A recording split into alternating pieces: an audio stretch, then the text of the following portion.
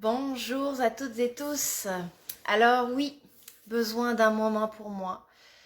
Euh, je pense que c'est important au travers de peu importe notre situation, peu importe notre vie. euh, je pense d'avoir un moment pour soi, là, c'est important, c'est essentiel parce que je réalise que, puis en plus, c'est comme, je suis mon propre patron, puis des fois, je réalise vraiment que je suis vraiment exigeante avec moi-même.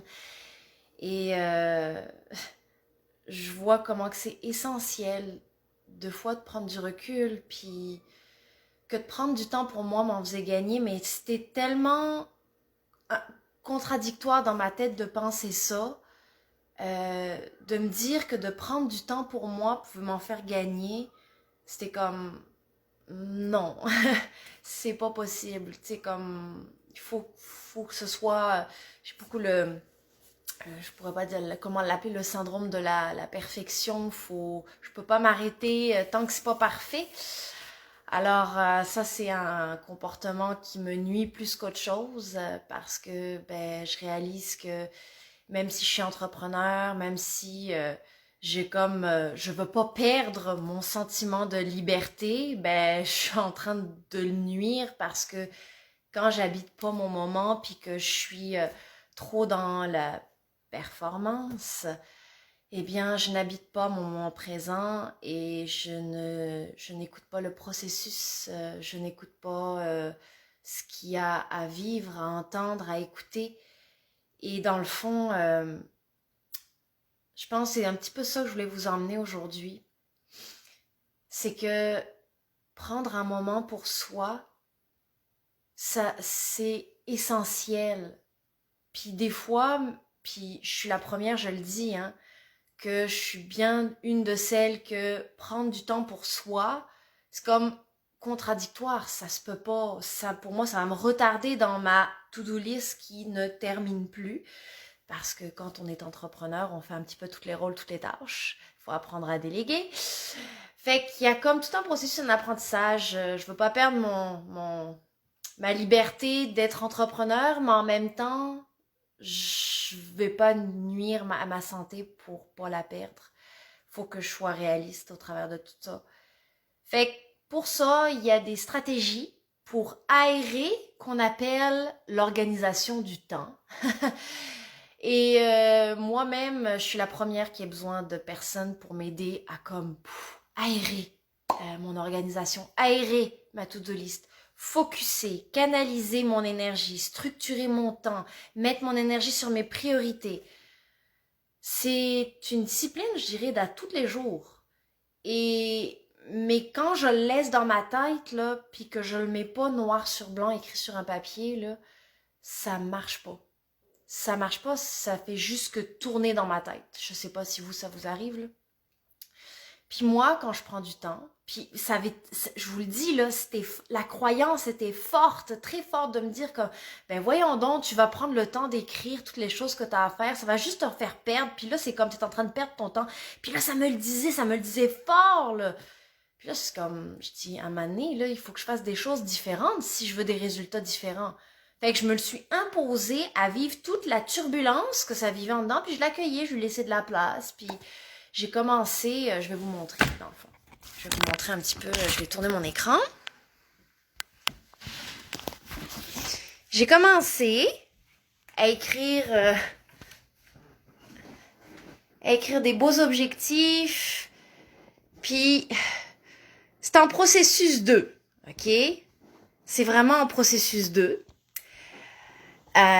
Puis c'est ça, fait qu'il y a tout un processus là, mais de prendre des notes, de prendre le temps d'écrire, de prendre le temps est tellement essentiel à l'efficacité, la productivité, la clarté d'esprit, la cohérence, sur beaucoup d'aspects. Puis c'est en faisant les choses, je vais juste remettre mon caméra.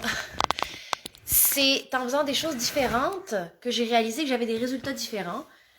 Puis que là, il est exactement 12h05 et pour la première fois depuis longtemps, je ne suis pas en retard sur ma to-do list.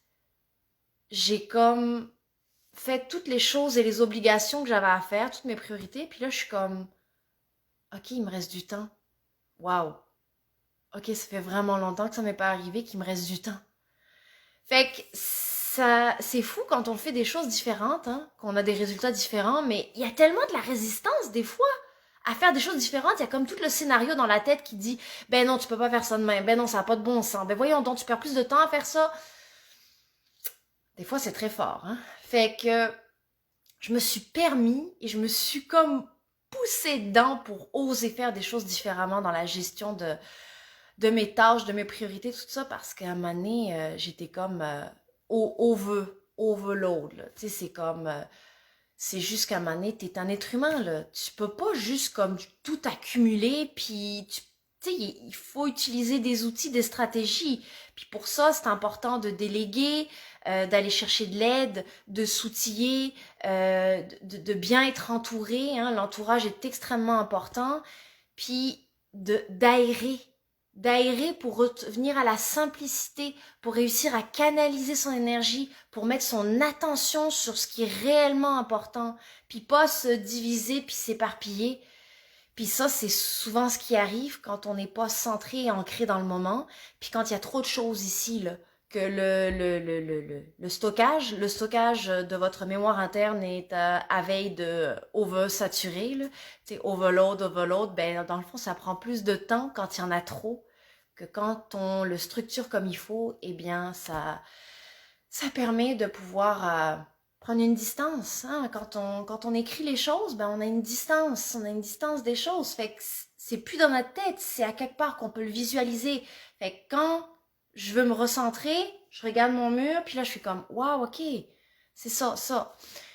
Fait que ça revient à un point d'ancrage, de comme vous amener des ancrages, des mots clés que vous pouvez visualiser afin de ne pas perdre le cap. Parce que c'est très facile de perdre le cap, puis de perdre le fil de l'actualité avec toutes les distractions qu'il y a de nos jours, puis le bruit qu'il y a sur les médias sociaux, sur la télévision, tout ça.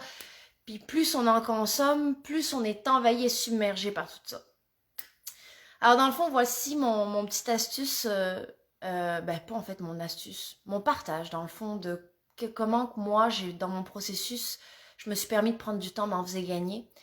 Puis là, ce que je vais faire, ben je m'en vais prendre une marche dans la neige, dans le froid.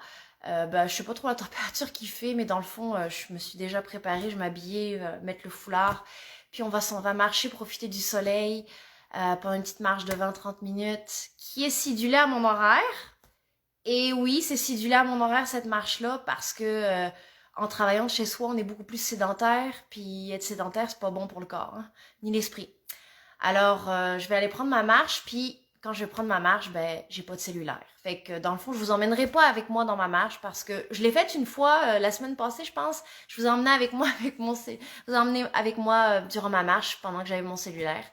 Puis ben non, j'ai emmené mon cellulaire pendant que je prenais ma marche, mais c'était la seule fois que je l'ai faite parce que quand je prends ma marche, je veux connecter au moment présent, connecter à la vie, aux gens, dire bonjour à mes voisins, sourire, saluer les voitures qui me laissent de l'espace sur la route. Puis je vais être vraiment dans le moment présent, puis prendre le temps d'apprécier les rayons du soleil, puis décrocher, prendre le temps de me centrer, de me recentrer, de prendre cet espace qui est nécessaire à voir plus clair. C'est essentiel. Et je vous le souhaite de trouver votre moment à vous, prendre le temps de respirer aussi, prendre du temps pour vous. Ce petit temps que vous prenez pour vous peut vous en faire gagner. Organisez-le à votre horaire. C'est essentiel de prendre du temps pour soi. Ça nous aide tellement, c'est un incontournable. Si on ne prend pas de temps pour soi, ben ça à un moment donné, on va venir taper un mur. On peut pas, on est un être humain. On est fait de vibrations, d'énergie, on est rempli 70% d'eau. On a besoin d'espace, de temps. On peut pas être tout le temps sur surtension. Ça marche pas. Faut prendre le temps, du recul. Fait que, sur ce, je vous laisse là-dessus. Je m'en vais prendre ma marche. Puis, au plaisir de se revoir. Je vais essayer de tenir mes lives pour essayer de créer une routine les mardis et les jeudis entre 11h30 et midi. Fait que ça va être à peu près l'horaire de mes prochains lives pour ceux qui vont vouloir y assister plus de manière récurrente, ça va être les mardis, jeudis entre 11h30 et midi que je vais faire mes prochains lives. Alors je vous souhaite une excellente journée. Prenez du temps pour vous. Bonne journée.